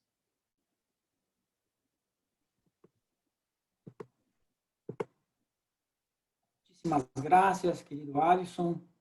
De hecho, tiempos peligrosos estamos viviendo, tiempos de neofascismo, de pensar diferente puede ser un motivo para agresión, pero bien dijiste, ¿no? Hay que seguir luchando, sobre todo el pueblo debe hacer esta lucha, sobre todo la clase desposeída, ¿no? La clase ignorada históricamente por la burguesía, por el gran capital y masacrada en toda la historia. Tenemos de pensar, de hecho, en una nueva forma de vida sin la explotación del otro. Y sabemos que el capitalismo no sirve. El capitalismo no sirve más. Hay que pensar en otra forma, y la pandemia me parece dejó muy claro que este régimen nos sirve a nosotros y nosotras. Bueno, paso la palabra al profesor Edilene. Gracias, Marcelo. Simplemente me gustaría seguir, digamos, respondiendo a la pregunta que planteé antes como hipótesis al final de mi intervención, sobre si acaso se nos escucha o se les escucha, digamos, estos tres procesos de lucha que planteé al final de mi exposición, ¿no? Entonces, yo creo que para que se nos escuche o se les escuche, ¿no? Digamos, en este proceso de lucha, es importante romper con las fronteras, ¿no? Como dijimos, pues existe, digamos, una frontera institucionales, unas fronteras procedimentales incluso, ¿no? Que inviabilizan, ¿no? esa escucha. Y sobre todo una escucha activa, no solo una escucha desde el punto de vista, como decía Mario, ¿no? De seguir dialogando y no reconocer las luchas, ¿no? Entonces creo que es importante romper con esas fronteras que inviabilizan la escucha activa, ¿no? Y que no significan solo, digamos, traer la periferia al centro, traer la periferia al contexto institucional y procedimental, porque eso también tiene un peligro de que podremos incluso llevar a traducir lo intraducible, ¿no? Que hay lenguajes propios, hay comportamientos propios, hay pautas y formas de ser propias del contexto periférico, y que muchas veces llevarlos al centro, llevarlos al contexto institucional, llevarlos al contexto, digamos, procedimental, ya incluso delimitado y cerrado y perfecto, como dijimos antes, ¿no? Inviabilizan también o traducen lo intraducible, haciendo que se pierda, ¿no? También su sentido más importante, más relevante, ¿no? Y entonces, ahí, digamos, me gustó, digamos, el punto de vista que planteó Mario sobre el enfoque crítico tutelar, ¿no? De las relaciones laborales, y a la vez abrir ese espacio a plantear, digamos, un sistema de garantía que sea plural, que sea integral, que contemple ahí lo político, que contemple ahí, digamos, lo social, que contemple lo económico y, por supuesto, lo jurídico, pero solo como uno de los sistemas de garantía. No es el único sistema de garantía, digamos, que nos lleva incluso a aquella duda de que por qué es tan difícil sacar, digamos, del papel lo que hay establecido, ¿no? En las normas. Es tan difícil, entre otras cosas, porque tenemos un sistema político que inviabiliza, un sistema económico que lo inviabiliza, un sistema jurídico que lo inviabiliza, que dialogan, digamos, con todos esos sistemas de garantía que están, digamos, en curso. Y por lo tanto yo creo que, como decía también antes Alison, es importante, y lo decía Teresa también antes, es importante que contemplemos, en este caso, que los procesos de lucha no deben ser puntuales para conllevar, digamos, a una situación de garantía de derechos, de la positividad o positivismo de los derechos, sino deben ser permanentes, porque los contextos, digamos, de la realidad política, la realidad económica, son inestables, no son estáticas, cambian de un día o de un año al otro, como estamos viendo ahora, y por lo tanto es importante que, como decía Alison antes, que el proceso de lucha permanezca y mantenga esa situación, digamos, de actualización permanente de que las garantías, digamos, económicas, sociales, políticas y jurídicas son claves, sobre todo para el contexto, digamos, periférico, donde, como comentaba antes, pues existen, digamos, esas peleas, esas contradicciones en los márgenes con las cuestiones de la justicia. Una vez más, muchas gracias.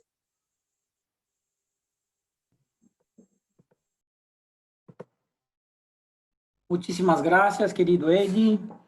Y me gustó muchísimo tu apunte, de pensar un sistema de garantías plural, económico, social, jurídico, político y con actualización permanente. Es una una buena conclusión acá para registrar de nuestra charla.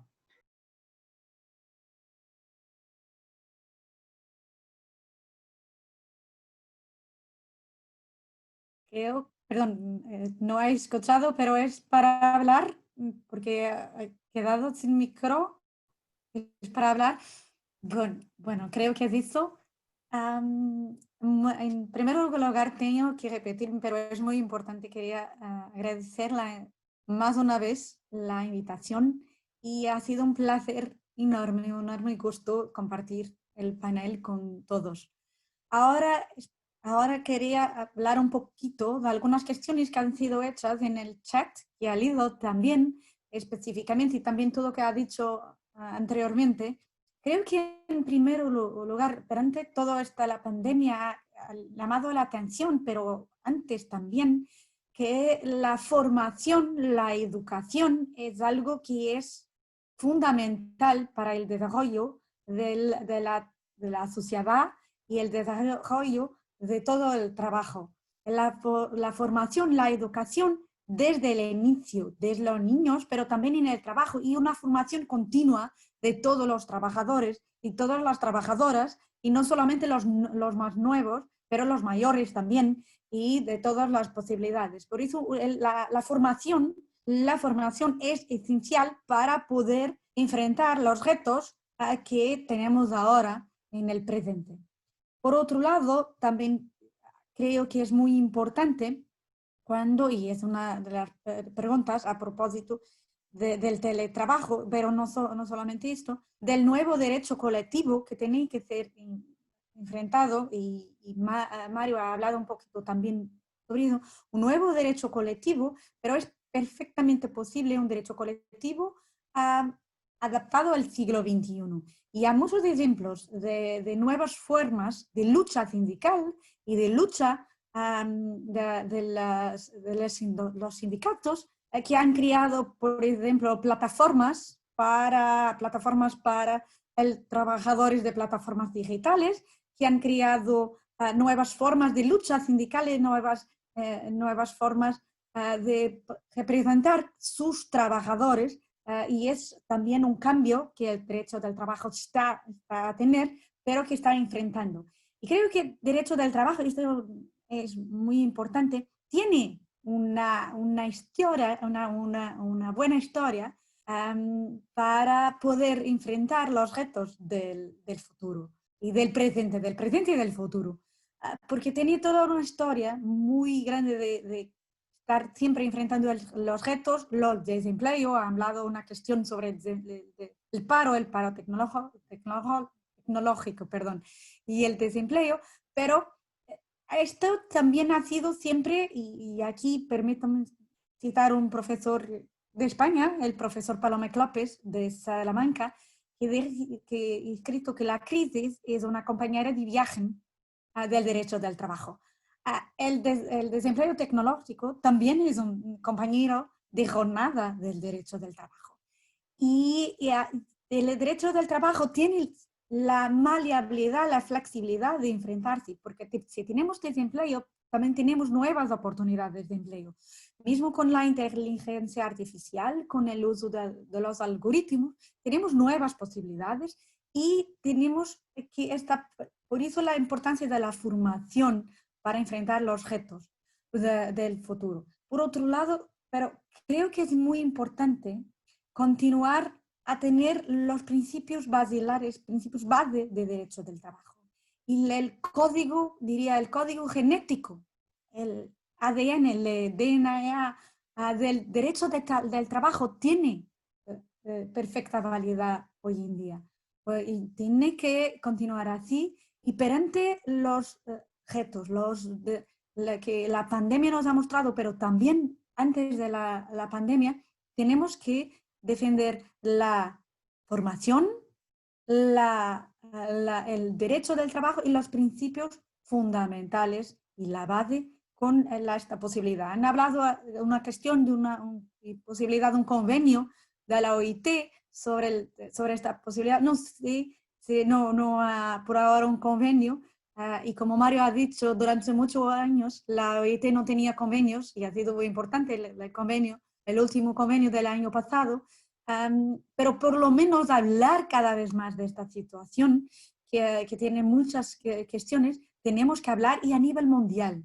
El derecho del trabajo o es mundial o no sobrevive en estos días. Por eso tenemos que hablar globalmente y enfrentar así y continuar con la lucha, pero siempre con esta idea de base, del código genético, diría, del derecho del trabajo. Y el código genético es un derecho intuitivo, es un derecho proteccionista, y tenemos que recordar esto, enfrentando, claro, con los retos del presente.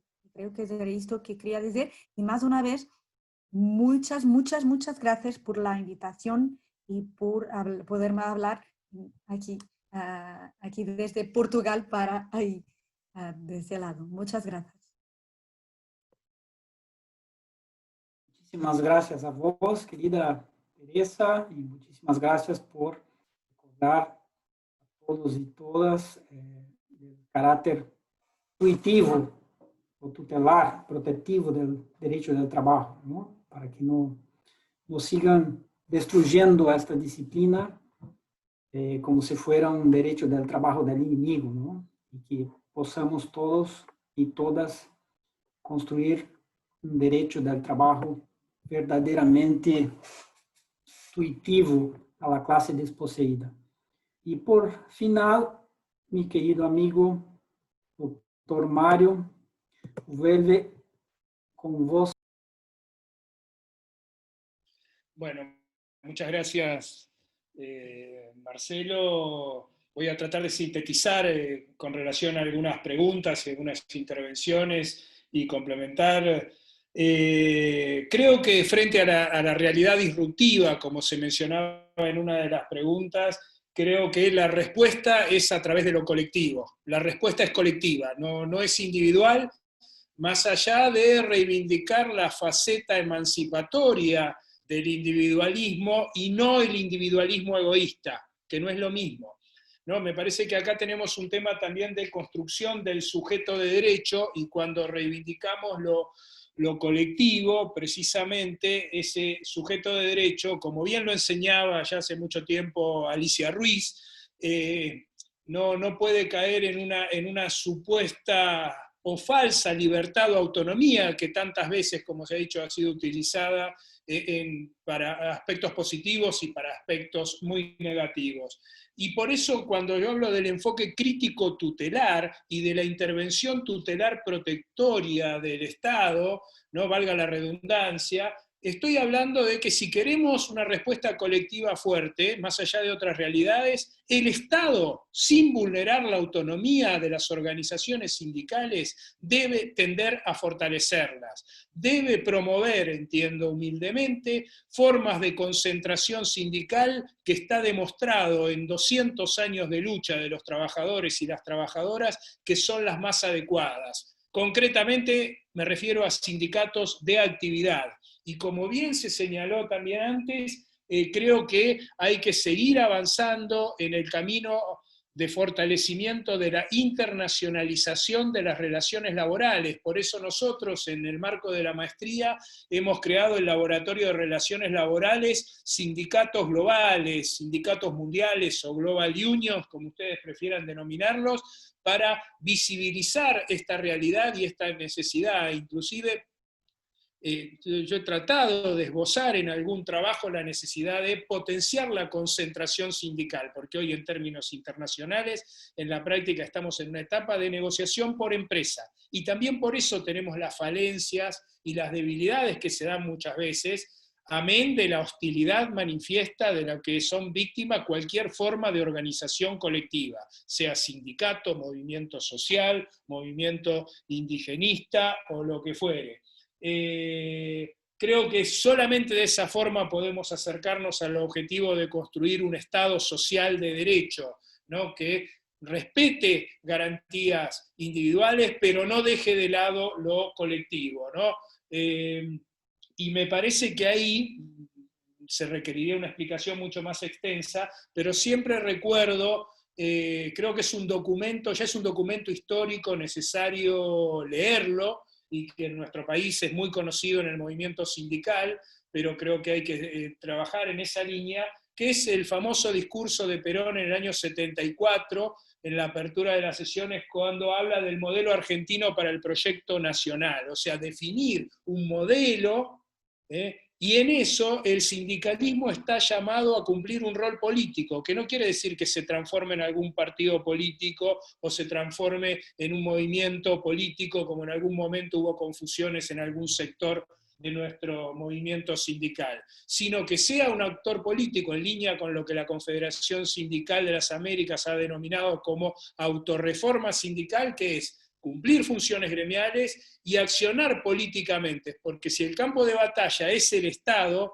hay que incidir en las políticas que lleva adelante el Estado, y hay que incidir para que el Estado tutele y promocione a las organizaciones sindicales. No seamos inocentes. Pinochet modificó el Código de Trabajo de Chile y transformó la organización sindical, o la limitó a la organización sindical por empresa, ¿no? No solo regulamos los que, como yo, nos definimos como populistas, porque para mí va a terminar el debate sobre el populismo el día que nos definamos como populistas, ¿no? Y no hablo de los populismos totalitarios fascistas, sino esa diferencia de los movimientos nacionales y populares que se dieron en Latinoamérica, con Valle y Ordóñez, Lázaro Cárdenas, Getúlio Vargas y Juan Perón. Digo, me refiero a eso, a un nacionalismo que en otras latitudes muchas veces no se puede entender, porque confunden nacionalismo con nacionalsocialismo. Y nuestros movimientos sindicales acompañaron procesos históricos de emancipación y de búsqueda de soberanía e independencia. Por eso sigo hablando de neocolonialismo. Y me parece que ahí hay dos herramientas fundamentales en términos estratégicos, que son la negociación colectiva y la inspección del trabajo. Porque yo ahora estoy realizando un trabajo de investigación para una federación internacional sindical y estoy corroborando. No funcionan los servicios de inspección del trabajo. Son ficciones jurídicas en línea con el enfoque crítico del derecho, la teoría crítica del derecho, ¿no? Entonces me parece que tenemos que hacer una crítica a ese monismo social, a ese determinismo, a ese reduccionismo absolutamente dogmático que viene desde hace 250 años y que hoy se llama neoliberalismo, ayornado en algunas cuestiones y no tan ayornado en algunas otras. Y me parece que precisamente, y cierro con esto, como Carlos Cárcova, cuando citaba a otros teóricos y en sus construcciones propias señala, necesitamos una mayor fuerza explicativa y también una mayor fuerza predictiva. Y ahí contesto, o intento contestar, lo que uno de los participantes, uno de los compañeros, preguntaba en cuanto a la posibilidad de que los sindicatos participen en los polos científicos tecnológicos, ¿no? Y miren, la Constitución Nacional Argentina, en su artículo 14 bis, literalmente dice participación en las ganancias de las empresas, ¿sí? Control de la producción y colaboración en la dirección.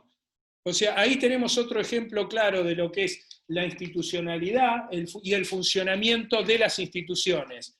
Eso no lo escribió Lenin, eso no lo escribió Stalin, eso no lo escribió Trotsky, ¿sí? Eso se escribió en una reforma constitucional cuestionable en muchos aspectos, pero derechos vigentes y medianamente o prácticamente saneadas las dificultades que acarreábamos en términos formales en el año 94, ¿no? Entonces, me parece que cuando hablamos de institucionalidad, esto también es institucionalidad, lo que pasa es que la institucionalidad se da con perspectivas históricas, representa la disputa de intereses y además, y por eso planteo, ¿no?, la hegemonía de poder, como señala muy bien Graciela ahí en el chat, estoy viendo, y la verdad tiene carácter discursivo, y cuando humildemente propongo este enfoque crítico tutelar, donde se exige una tutela, una intervención de estatal que no sea invasiva, estamos tratando de configurar un discurso para, en términos futbolísticos, que la pelota no esté siempre en nuestra cancha, que nosotros también podamos discutir la reducción de la jornada de trabajo, porque si no siempre vamos a estar discutiendo cómo nos precarizan un poquito menos. Y lo que tenemos que hacer, como bien se ha señalado hoy, es luchar dentro del Estado de Derecho, y luchar cuando las institucionalidades son abusivas para transformarlas y cambiarlas. Muchas gracias.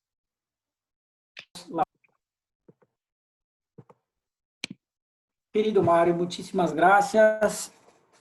Muy bien apuntado, exigir el papel del Estado para favorecer la clase desposeída y el sindicalismo, y no para favorecer el capital como tiene sido. Este camino de internacionalización protectiva de las relaciones laborales, nuestros encuentros Flaxo y Peatra son también un intento de unificar los esfuerzos para la construcción de un derecho y de un Estado humano y democrático de derechos, ¿no? De un derecho laboral intuitivo.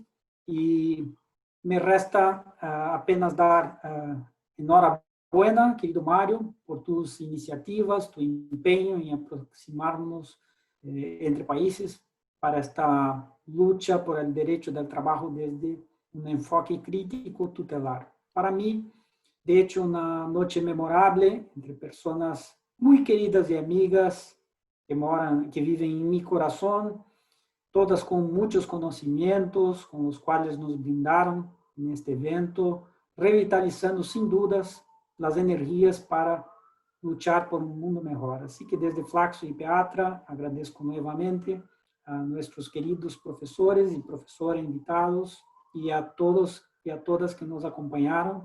Muchísimas gracias y hasta el próximo encuentro. Un fuerte abrazo.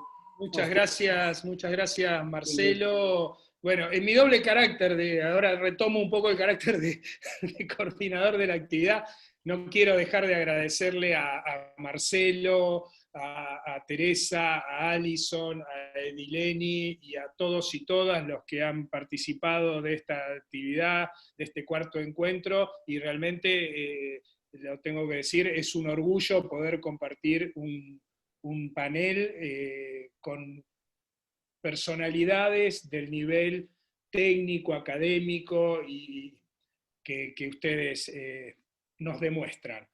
Así que muchísimas gracias en nombre del Laboratorio de Relaciones Laborales, Sindicatos Mundiales, de la Maestría en Estudios y Relaciones Laborales de Flaxo, y agradeciendo nuevamente toda la participación y la colaboración de IPEATRA.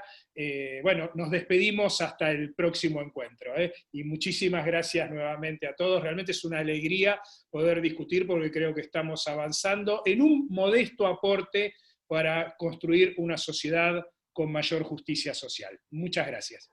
Muchas gracias. Buenas noches. Muchas gracias.